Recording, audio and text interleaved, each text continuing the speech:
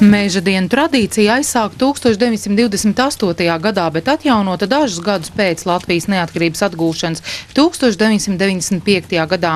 Un tā meža dienās ikvienam ir iespēja darīt kaut ko vērtīgu un paliekošu Latvijai.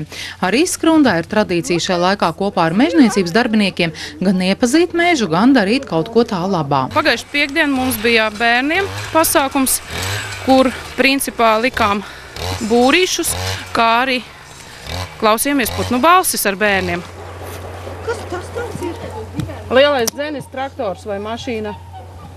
Tradicionāli dažādi darbi tiek veikti arī sadarbībā ar pašvaldību. Šoreiz jāizkopja platību saimniecībā Niedrāja Rudbāžu pagastā. Šogad izvēle tieši uz šo platību krita tādēļ, ka šī platība tika nodota pašvaldībai sakarā ar reformas nepabeigšanu.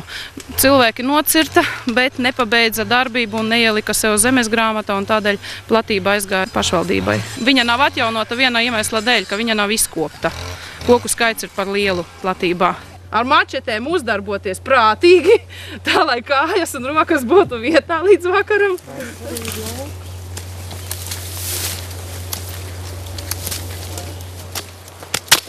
Cēt augstāk, zem jau nevajag.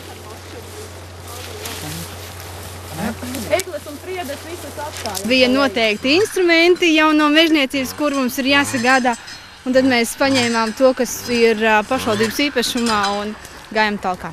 Te jau vajadzētu atstāt to bērns to it kā pirmo stāvu un Eguls otro stāvu. Ir grūti izvērtēt, kur atstāt un kur nē, jo cilvēks jau pēc dabas ir ļoti saudzīgs. Viņš jau grib atstāt, lai ir vairāk, bet koku vainagam veidojoties jau arī tur ir vēl par bieži. Tā kā droši, ka mežniecības pārstāvi nāks mums no mugurpuses un vēl izdarīs korekcijas. Vēl paredzēts 29. aprīlī kopā ar iedzīvotājiem veikt cieceres avotiņa apkārtnes sakopšanu, bet nākamajā dienā arī mežniecības darbinieki piedalīsies lielajā talkā.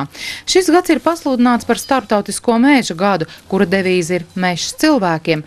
Tas ņemts arī par meža dienu moto. Ieva Benefelda, Lans Perševits, Skrundas televīzija.